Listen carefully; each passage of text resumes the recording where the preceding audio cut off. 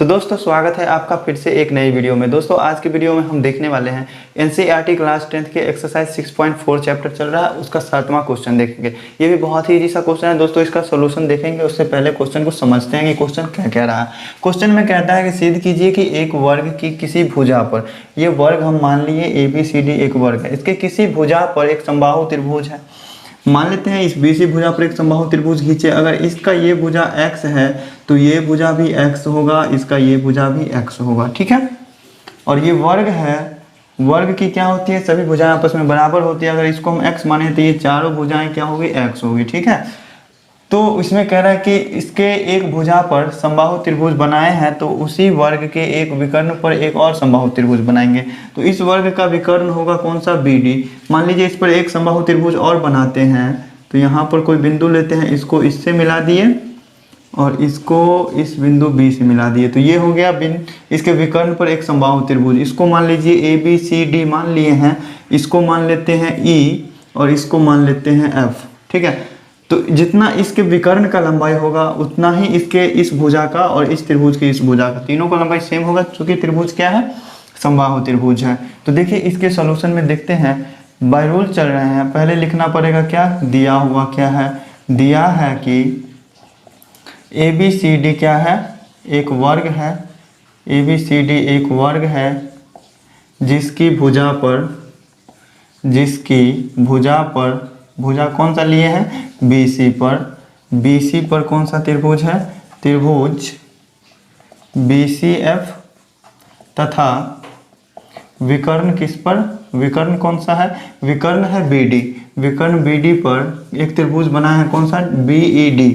विकर्ण BD पर त्रिभुज BED है, ठीक है। ये चीज अपना गिवन था, ये चीज दिया हुआ था कि किसी त्रिभुज के किसी भुजा पर बनाए गए समबाहु त्रिभुज। पहले तो भुजा पर एक समबाहु त्रिभुज बना लिए, उसके बाद उसके विकर्ण पर भी एक समबाहु त्रिभुज बना लिए। उसके बाद हमको कह रहा है कि जो भुजा पर त्रिभुज बनाए हैं ना, वो उसके विकर्ण पर बनाए गए समबाहु त्रिभुज के क्षेत्रफल जो होगा, इस दोनों का क्षेत्रफल इसके क्षेत्रफल से इसका आधा होगा।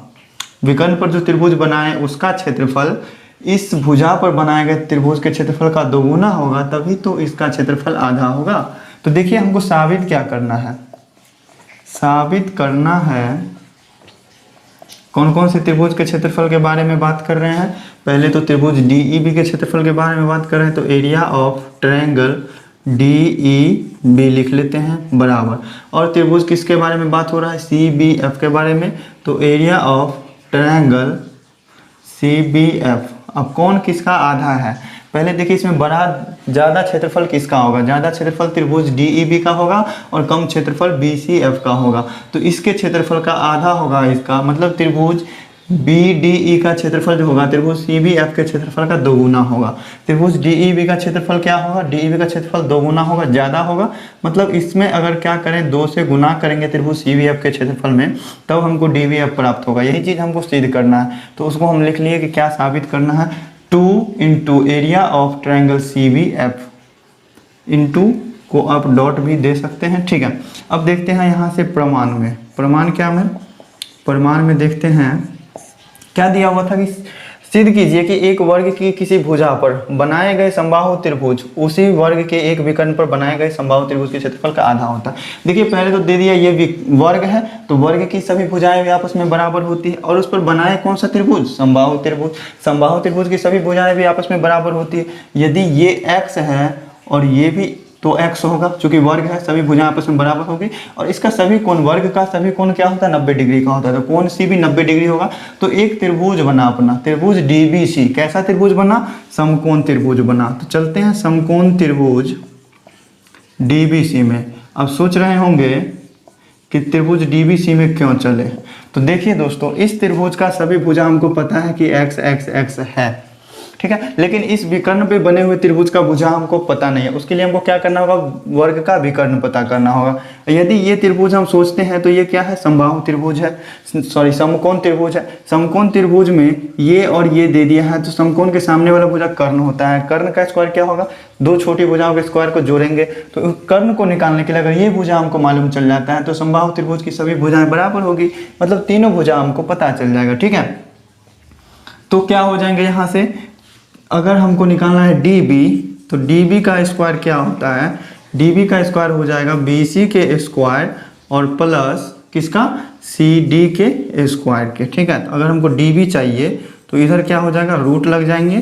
तो बी सी का वैल्यू कितना है, एक्स है, तो ये हो जाएगा एक्स स्क्वायर और प्लस सी डी कितना है, सी डी भी एक्स है, तो ये हो जाएगा एक्स स्क्वायर। ठीक है, तो डी बी का वैल्यू क्या आया अपना, रूट के अंदर एक्स स्क्वायर को जोड़ते हैं तो ये हो जाता है 2x स्क्वायर। ठीक है, एक्स स्क्वायर को अगर रूट से हम निकालेंगे तो एक एक्स बाहर आएगा, लेकिन 2 का वर्गमूल नहीं निकलेगा, तो रूट 2 रह जाएगा और एक्स बाहर चला आएगा। ठीक है, तो ये आ गया अपना डी बी का वैल्यू। तो डी बी कितना आया, रूट अंडर 2 और बाहर में एक्स, ये इतना आ गया। तो ये भुजा भी क्या होगा, रूट 2x होगा, ये भुजा भी रूट 2x होगा। ठीक है, यहाँ तक में कोई प्रॉब्लम नहीं है। तो यहाँ से क्या मिला हमको, इस त्रिभुज का सभी भुजा भी मिल गया, उस त्रिभुज का भी सभी भुजा मिल गया। तो आपको इस चैप्टर के स्टार्टिंग वाले वीडियोस में ही बता चुके हैं कि समबाहु त्रिभुज क्या होते हैं, हमेशा समरूप होते हैं। समबाहु त्रिभुज हमेशा क्या होंगे, समरूप होंगे। तो समबाहु त्रिभुज हमेशा समरूप होंगे तो क्या होगा, इसका हमेशा इसकी संगत भुजा का अनुपात क्या होगा, बराबर होगा। ये समबाहु त्रिभुज है, इस समबाहु त्रिभुज के समरूप होगा। ठीक है, चूंकि लिख दीजिए, यहाँ से क्या हो जाएंगे, लिखिए चूंकि समबाहु त्रिभुज हमेशा समरूप होते हैं,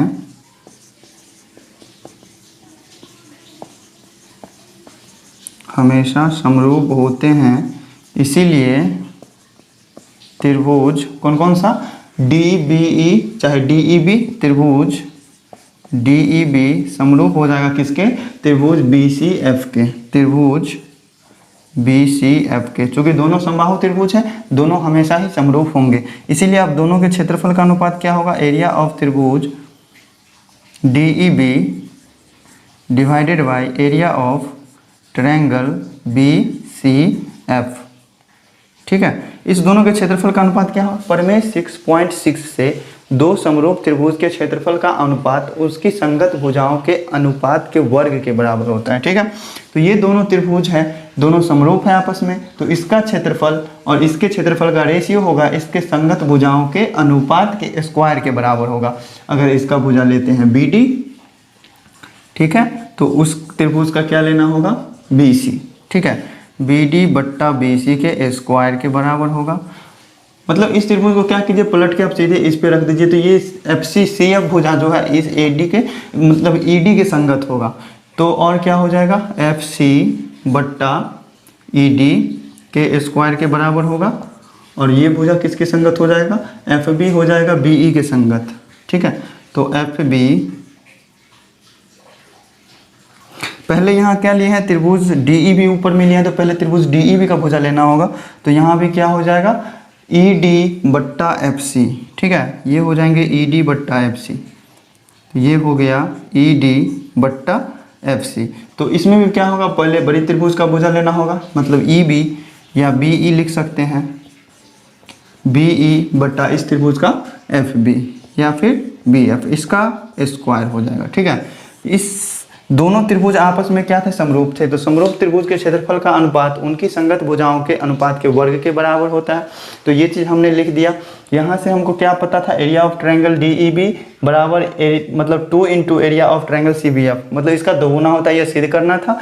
एक भुजा हमको मालूम चल गया, त्रिभुज का डी बी, और त्रिभुज का बी सी भुजा हमको पता है। ठीक है, तो यहाँ से अब क्या कर सकते हैं, देखिए बी डी बट्टा बी सी, बी डी कितना है अपना, बी डी है रूट 2x, तो यहाँ से हम क्या कर सकते हैं, area of triangle D E B divided by area of triangle B C F, सभी का वैल्यू पुट कर दिए, चूंकि सबका सब भुजा तो पुनः पता है। तो बी डी कितना है, बी डी अपना है रूट 2x, और बी सी कितना है, बी सी है सिर्फ x, इसके स्क्वायर के बराबर होगा। और सभी तो बाकी इतने ही है, रूट 2x बट्टा x सभी में आएंगे, तो इतना ही लेके चलते हैं। तो area of triangle D E B divided by area of triangle B C F किसके बराबर आ गया, देखिए इसका स्क्वायर करेंगे तो ये हो जाएगा 2x स्क्वायर ठीक है। रूट 2 का स्क्वायर कितना होगा 2 होगा, और x का स्क्वायर कितना हो जाएगा x स्क्वायर होगा। x स्क्वायर से x स्क्वायर कैंसिल हो गया, नीचे में 1 है। ठीक है, अगर इस दोनों का रेशियो चाहिए, अनुपात में लिखना है तो 2:1 हो जाएगा। यही अपना प्यारा सा सॉल्यूशन दोस्तों क्वेश्चन नंबर 7 का। समझने में अगर कहीं भी किसी तरह का डाउट है तो कमेंट करके ज़रूर पूछिए। वीडियो अगर अच्छी लगी हो तो वीडियो को लाइक कर लीजिएगा, चैनल पे नए हैं तो चैनल को सब्सक्राइब कर लीजिए, साथ में बेल आइकन को प्रेस कर लीजिए और अपने दोस्तों को शेयर कर दीजिए। तो चलिए फिर मिलते हैं अगले वीडियो में, आगे के क्वेश्चंस को समझते हैं। Thank you.